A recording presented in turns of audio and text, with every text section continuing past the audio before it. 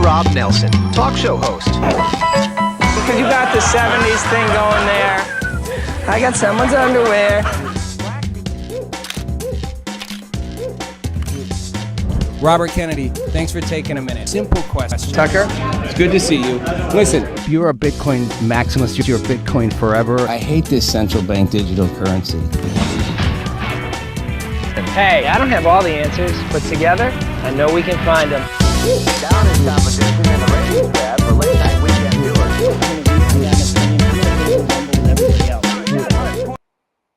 hey everybody, welcome to Rob Nelson Live. Happy Monday to you all. I got my, it's either a prison wall or it's a comedy wall going here as I travel place to place. I'm actually was in the Caribbean last week. Now I'm in Southern California. And it's beautiful weather here. But as always, I'm adjusting my gear location-wise to set up for each new spot. And it always is a challenge trying to get my, here we go, watch this. Rob does the little lighting trick. My light does not want to stay on me. Here we are. What to talk about today? We'll have a few things in mind. So I'm going to talk about the government shutdown to start because it's fascinating to me. So there have been 12 shots now at them taking votes on the continuing resolution. So let's just get this straight, okay? We got a government. This is how dysfunctional our government is. It's like a really bad relationship, or me trying to pick up a glass of water and not spill it. They voted 12 times, right? And what the government is trying to do, right, is simply pass a little like stopgap measure, which I don't like to begin with. I hate that they do this every time. Why don't we just let's just clear it up here. Let's just get rid of this idea of appropriations bills that we pass on the yearly, okay? Just forget it. We never do. They always come up with a continuing resolution, a CR. Let's put off the decision on the key appropriation bills that we by law have to pass. To extend some time so we can negotiate, the two parties, or within the parties, in this case, the progressives and the moderates and the Democratic Party, the hardcore, uber right conservatives, the Marjorie Taylor Greens, and the more moderate part of the party. Let's buy some time, and almost always, let's extend the debt ceiling because we need some more money. We always spend more. We are like the worst example. Our country is the worst example of fiscal responsibility you could ever teach somebody. Like, it's literally, we spend more than we have constantly. We rack up massive debt. We can't pay for our debt. We stall by borrowing more to pay for our debt. We extend in every direction we can, and then we pass it off to the next crowd to deal with. That's how we run the government. And we go crazy at the thought of cutting spending, but we always can find reasons to spend more. Well, there's always something more we need. I need this, you need that, they need this, everybody needs something. Anyway, 12 times they have failed to simply pass the continuing resolution. They're not failing to pass the appropriation bills. They're not even trying to pass the appropriation bills. They're trying to do stopgap funding. The goal was to buy some time to then pass the appropriation bills. Well, that bought time is going to be used up in stalling to pass the continuing resolution. They can't even pass the thing to buy more time. The House has passed it. The Senate keeps killing it. And it'll fail again. So there's going to be no shocker here. So here's the thing. The stopgap, I'm calling it a stopgap, the continuing resolution is supposed to last till November 21st. It was to buy, what was it? September 21st. It was to buy 2 months of time. Half that time, 1 month, has been used up in a shutdown. So now, if they pass it, it would open the government till November 21st. 1 month. We'd have 1 month to solve all the problems, fix the big bills and pass them. They were giving themselves 2 months. Now we're down to 1. And that's getting longer. This isn't going to pass tomorrow. When it's Thursday, hold on. When does they vote on it? This week, sometime this week. It's not going to pass. So we're going to week 5. And it'll be down to 3 weeks of the resolution. Pretty soon you won't need the resolution because it won't buy you anything. Well, we are passing a resolution to keep the government open for 2 more weeks. Like from November 2nd to from November 7th to November 21st, we're going to keep the government open so we can real quick pass all the big bills. No, it's almost like they need a new one because it's not going to be done. But meanwhile, the government's absolutely shut down. And what is this all about? This is all about, what's it really all about? We'll talk about what do they say it's all about. This is all about the Democrats want an ironclad commitment. Chuck Schumer wants an ironclad commitment to extend Obamacare subsidies on premiums. That's what this is about. That's what this all comes down to. We want a guarantee that Obamacare, which is a piece of fucking crap. Sorry, I hate our health insurance system. I hate it. It's on and I don't care which side of the politics you're on. Our healthcare system is a disastrous train wreck run by pharmaceuticals, big technologies, big corporate pharma, big corporate hospitals running a massive, massive, massive Ponzi scheme on us. The cost of healthcare in America is astronomically off the charts. And it gets jacked up and jacked up and jacked up. I know surgeons who operate practices, and they are incentivized to charge double, triple the rates by doing it inside a hospital. Procedures they would do for, make a number up, $2,000. They will cost $6,000 if they do it in a hospital. The incentive is to go to the hospital, charge more. The hospital makes more money, you make more money. The good, thoughtful, compassionate doctors, practitioners, surgeons go, it's not just surgeons that have this situation. I don't need to do that. I make plenty of money doing it my own way. I don't need to jack up the costs on my patients, which means they jack them onto the insurance companies, which is why we have such massive premiums, because we are all paying triple for what we should be getting, and everybody's making money except those of us getting the treatment. We're just paying for it. Now, your insurance company theoretically pays for it, but try getting, you want an individual health insurance plan like I am without a company? It's extraordinarily expensive if you want anything decent. It's expensive if you want a piece of crap plan. You want a horrible HMO. But if you're like me and you travel, I need a PPO. I need to be able to pick my provider. Extraordinarily expensive. And to keep it even reasonable, what do? I pay a massive, massive deductible. So the reality is, I'll pay a massive amount in health insurance, and I'll pay a massive amount in costs until my deductible's met, which is probably the extent of my medical costs. The amount I will pay in a deductible, and many of you are like this, and the amount I will pay in insurance will exceed what I will actually get in healthcare benefits. Why do I do it? In case of emergency. I'm essentially paying for catastrophic health insurance. I'm essentially paying for in the event of something really bad and I have to be in the hospital, because then it's $10,000 a night. That's what I'm buying. I'm buying, it's like fire insurance. The house burns down. It's so stupid the way it's set up. And Obamacare is great.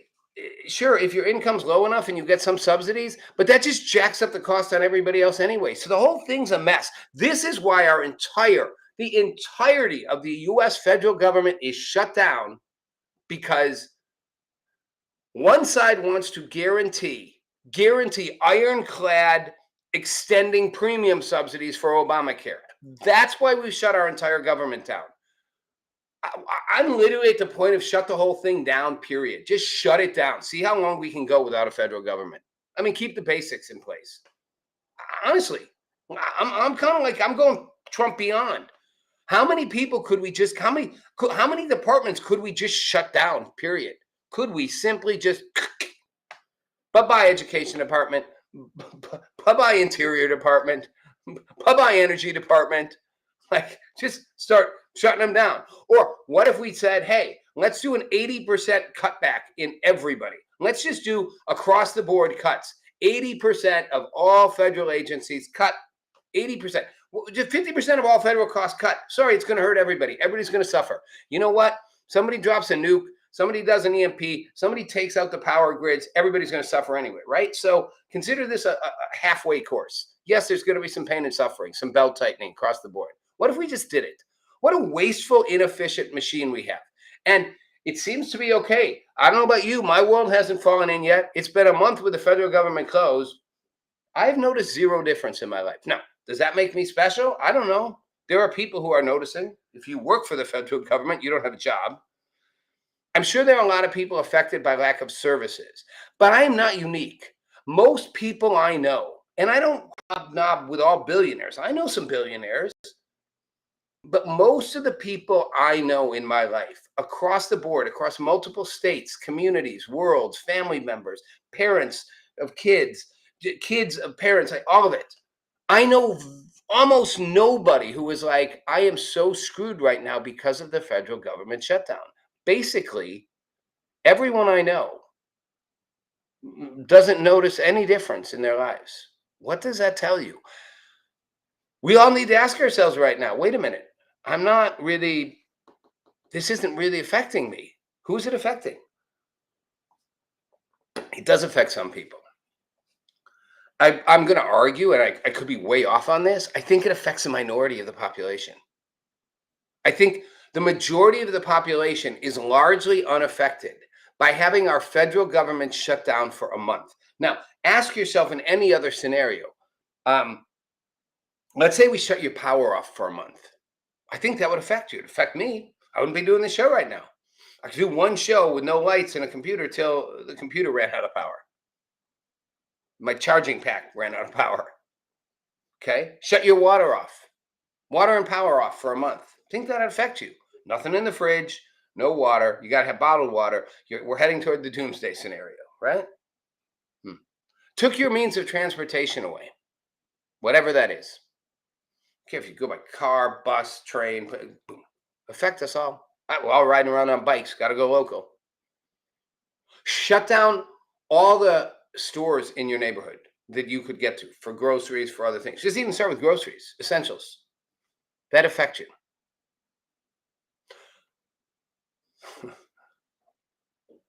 Took this away. Look at how scraped up the back of my phone case is. I need a new one. It's a toughie. This has hit the dirt a lot. Take this away. Yeah. Oof. For a month. No calls, no texts, no Instagrams, no socials, no feeds, nothing. Even that, well, wouldn't be life-threatening. Whew, a month. Take the federal government away for a month. Most of us can't even tell a difference. Every single activity I do is the same. Not one single piece of my life has altered because of the shutdown for a month. Not a thing. Not my shows, not my business calls or work, not how I dress, going to the gym, what I eat, where I live, where I'm staying, watching sports, doing everything in my life is the same. And for most of you, it is too. We are being conned by an aggressive, bloated, oversized, enlarged government that largely feeds on itself and supports the large lobbying groups and institutional players that feed into it and off of it, with very little going to most of us. Now, that's not 100%. You could argue, well, we need a military. That's the very libertarian view. Okay, maybe we need a military. Probably we do. Probably need a few things. There are some essential government things, but I'll bet we could get the government down to 20% of its size. 20% of its size, and I don't think we'd notice. Now, this fight is not really about healthcare. Republicans are willing to have the negotiations about healthcare after you pass the continuing resolution, which again, we're not going to need to pass pretty soon because it was only to buy us from September 21st to November 21st, and we're already at the end of October. I think it's October 27th. So We're already used up a little over a month, as I said. We got a little less than a month. They're going to fail to pass it this week, so we're going to be down to 3 weeks. Pretty soon, there won't be a need to pass a continuing resolution because it will have expired. Like, we will be to the point where it was supposed to be. With still nothing solved, no big bills passed, appropriation bills, no continuing resolution, and the government still shut down. I want to see how long we can go. I want to see how long we can go with the shutdown. I'm pushing now for 2 months, 3 months. Now we are going to hit a cliff on certain things, right? Air traffic controllers, right? The military, and one that does cut to the core for me. Well, it is not most people. It is kids. An enormous number of kids depend on federal nutrition programs. Their school lunches. And that's a big deal. It's a reminder of how dependent so many in our society still are on the federal government. But, I don't want to see kids go hungry. So there are going to be some things I'm going to argue. Somebody gets creative here and goes, forget this stupid continuing resolution. Forget all this. We are funding these 4 things, period. We are putting out a bill. We are going to pay for our service members. We are going to pay for air traffic controllers. We are going to pay for kids' lunches. We're going to pay for 2, 3, 4 other essential things. One of them is not the IRS, by the way. Bye-bye. No. You don't get to pay no. I'm not paying you to sit on your asses to then figure out how to collect my money. Sorry, no. We'll pay for essentials, and that's it. We're going to have a bill called Pay for Essentials Bill. And in it is X billion dollars to cover the key essentials to keep the system running, keep our military staffed, keep things, essentials like air traffic control, FEMA emergency management stuff, food for kids, those in need who depend desperately for their well-being on the federal government. Will fund that. Period. Done. Happy New Year. We'll pick it all up in January. That's what we should do. Will they do it? Absolutely not, because they're all just playing politics. And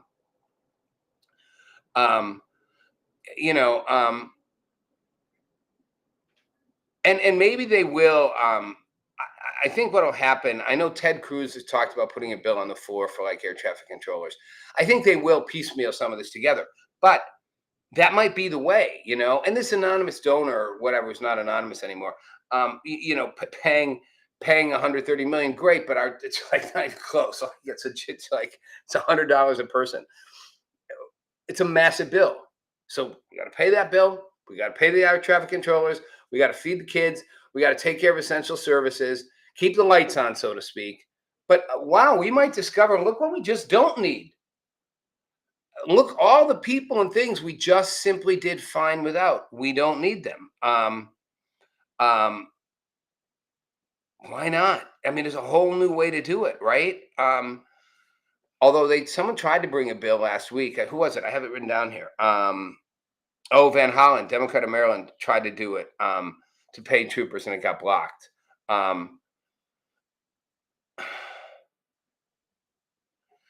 This is all politics. All politics. Even paying workers who are working for the federal government but it's still working and not getting paid. They're arguing if you do it Trump's way, they'll pick who they want to send home and who they want to keep. Whatever. It's all stupid politics. It's politics. Food stamps, open enrollment for Obamacare, the Supplemental Nutrition Assistance Program, all is going to run out. Here's the tough one. Democrats are facing a reckoning. I had to look this one up, what it's called.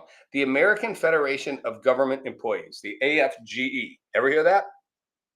I never paid much attention either. American Federation of Government Employees. It represents 800,000 federal workers. It's a union of federal employees, almost 1 million. So many people work for our government. Woo! 800,000 people. And they've had enough. And they said to the Democrats, enough. Take the clean continuing resolution the Republicans want. No conditions, nothing attached, no subsidies for Obamacare built in. Take a clean overtime. 1 more month to sort things out. keep the government open. The Everett Kelly, the president of the AFGE, representing almost 1 million workers, all you're paying for, 1 million people you're paying to go to work every day. I wish everybody was paying for me to go to work every day. Everett Kelly said, the best path forward is to, quote, reopen the government immediately under a clean, continuing resolution that allows continued debate on larger issues. Wow. What a simple thought. I'm sorry, this is politics. And Democrats are losing. They are playing in a game that they just keep losing. It's like they're like the Cleveland Browns. It doesn't matter what they do, who they get as quarterback, they just keep losing. They brought in Baker Mayfield. They keep losing. Baker Mayfield's in Tampa Bay winning. Take the division. Super Bowl contenders. Could well be in the championship game. They went for Deshaun Watson. Molested, harassed, sexually, whatever, with every masseuse that he could find in the southeast of America, southeast states, and they still took him with the highest paid contract of all. Bring him in, even though he was injured. Bring him in. He's going to be great. Well, where did he go? He's gone with the wind. The Cleveland Browns can't win, right? They just can't. That's the Democrats. Doesn't matter what you do. They can't seem to win. They're supposed to be a political party, and they seem to suck at politics. And they lose, and they lose, and they lose. And the more they lose, the stupider the ideas they come up with. It's like the Democrats are like the Cleveland Browns. We'll bring in Joe Biden. And yeah, he's old, and we'll keep him in the basement. We'll hide it all up. COVID will make it easy. We'll get him elected president. Why? I don't know. Why don't you get somebody good elected president? Remember, Joe Biden was losing in the primaries in 2020. And then Senator Jim Clyburn from South Carolina kind of propped him up, gave him a one-up, got Carolina, and they all wrapped their arms around him and went from there. Joe Biden was a horrible president, not just because he was in cognitive decline. That just was like icing on the cake. Joe Biden was never going to be a good president. If you're old enough like me to remember, Joe Biden's been running for president since like before I was born, practically. I'm exaggerating. But probably before David was born, but before Talk to Me Taylor was born, the guy's been running for president forever. He never won. He never got close because he was never presidential caliber material. He was never a leader. He worked well in the Senate where he could stay permanently entrenched, and he was master at elections and deception and pretending to be one thing. He was never Scranton Joe. Scranton Joe, hardworking. Oh, Scranton Joe, shoveling. Woo, woo, woo. It was never that. He's a really good con man, stayed in office in a small state, never meant to be president. Democrats get him in, and what does he do? Nothing. The country's a mess. His COVID policies are a disaster, train wrecks the whole thing, blames it on everybody else, and then loses his cognitive abilities, and they cover that up. It was like, remember Nancy Pelosi suggesting he should be on Mount Rushmore? Like, history will remember Joe Biden for one thing and one thing only. Two things. One, being the only president to be president, to run against an incumbent president, win, and then lose to him again, to be unseated by the guy you won, the only president to do it. Trump wins, then loses, then unseats the guy who unseated him. And two, for being the only president to exist in such massive cognitive decline that was covered up. And his presidency will be remembered as a train wreck.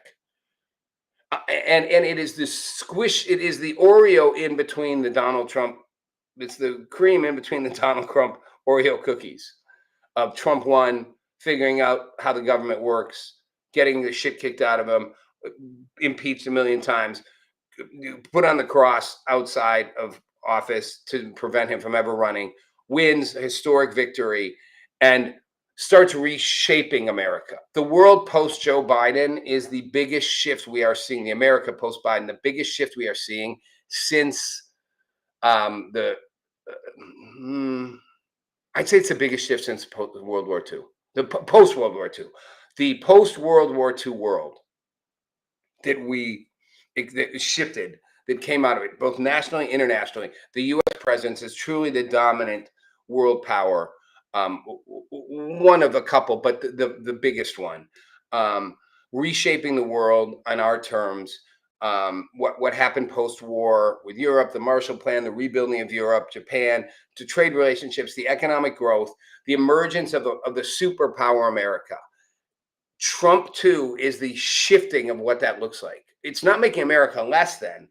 Joe Biden, you could argue, was part of an era of America less than, where America was looked at as less than. Trump is like America's. Did you see him in Qatar with Amir and the prime minister, patting him on the arms? Hey, you're a good man. He's a funny guy. I like this guy. We're going to do great things. We've done good business. Trump was a genius in understanding that in the modern world, and it's not just in the modern world, it's about relationships. It's all about relationships. He is negotiating peace with relationships, using and leaning into relationships to go, let's have business together. We like each other. We do business.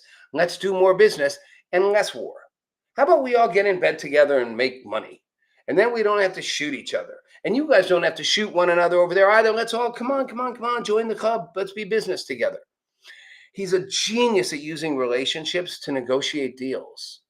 And people can mock him and laugh at him. And we'll see how long the ceasefire holds in the Middle East, but it's holding.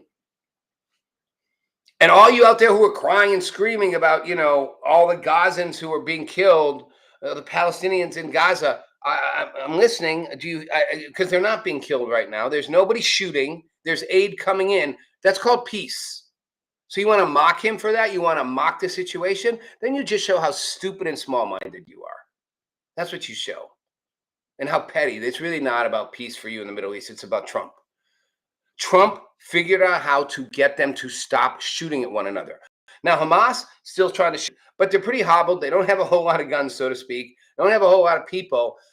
And they're flickering out. And they're not going to go away. And if they don't go away and they flame back up, Israel's going to stomp on them and put them out, whatever the casualties that ensue from that as well.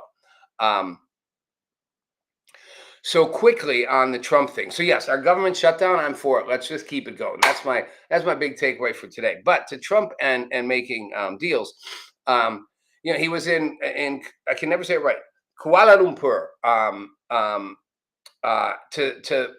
to see the signing of the peace accord between Thailand and Cambodia. And remember, they had the deadly clash, and they didn't get a lot of news because who cares? But Thailand and Cambodia was a big deal for all of them. Their power went off, so to speak, and Trump got in there and made peace. But the big deal, the big part of this, and he's dancing, doing the Trump dance with the Malaysian dancers, is he's going to sit down with Xi Jinping in China. And it's interesting because Trump went with 100% tariffs and the markets went insane and took a dive, and my Bitcoin and your Bitcoin went whoop. I love how Bitcoin wasn't supposed to correlate with the markets, and it's literally what it does. It literally parallels what the U.S. markets do. I mean, it's like the TradFi markets. So, I love this. This is Trump before he gets to Asia, right? Here I've got. He announced a tariff hike on Canada. No more negotiations because they're not negotiating the way he wants. He's a hard ass. Peace in Gaza, where that's at, and Ukraine. We're going to amp up the guns. No more. Putin's played me one too many times. Everyone thought Trump was getting played by Putin. He was, but I think Trump thought he could win it. And when he realized he couldn't, he's like, I'm done. I'm done playing. Now I'm going to get nasty. We'll see. And then, all the different meetings he has set up. The guy's like a nonstop. Remember Joe Biden, who was outrunning Corinne Jean-Pierre, whatever, outrunning Binder? I mean, first of all, Binder is such a liar. It's so disgusting. These people just lie. Like, just be honest. Now, you've become an independent. You've left the party. How about you just be honest and stop pretending you never noticed Joe Biden was in decline? You just thought he could literally run circles around all of you. In fact, he was... it's amazing. Like, he worked around the clock while I was sleeping. It's like, seriously, the guy was napping all the time. He was like going to bed early, getting up late. I don't know. Like, Good God. Anyway, Trump's like a nonstop. Trump is the Energizer Bunny. That guy's insane. But here's the thing. Remember the tariffs on China, right? 100%. The markets went nuts. Everybody flipped out. Well, good news. Kind of worked.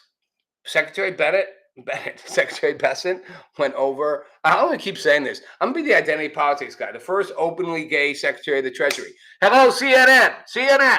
Can you say it? Scott Bessent is the first openly gay Secretary of the United States Treasury in American history. If he were a Democrat, it'd be the cover of Time. But Scott Bessent doesn't care that that's what it shouldn't matter. I'm making fun of the fact that they put him up on pedestals whenever it's a Democrat. First up. When there's a Republican, nah. Melania Trump doesn't get on the cover of Vogue, even though she's the first supermodel to be a first lady. She was already kind of on the cover. Maybe she was, for all I know. She should definitely be on the cover now. No. But we'll put Michelle Obama on 17 times. Not a supermodel, just being clear.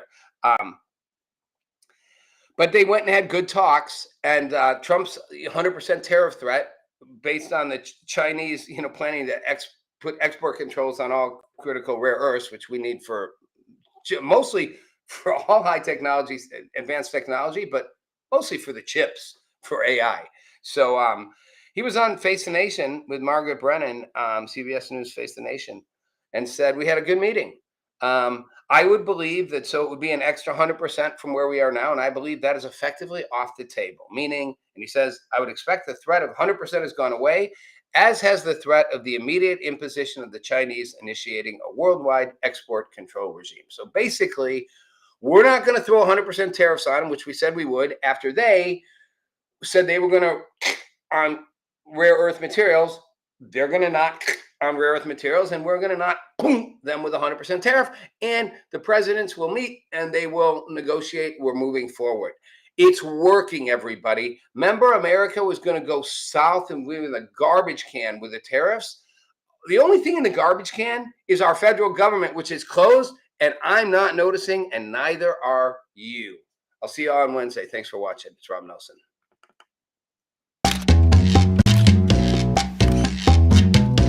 Meet Rob Nelson, talk show host. Because you got the 70s thing going there. I got someone's underwear.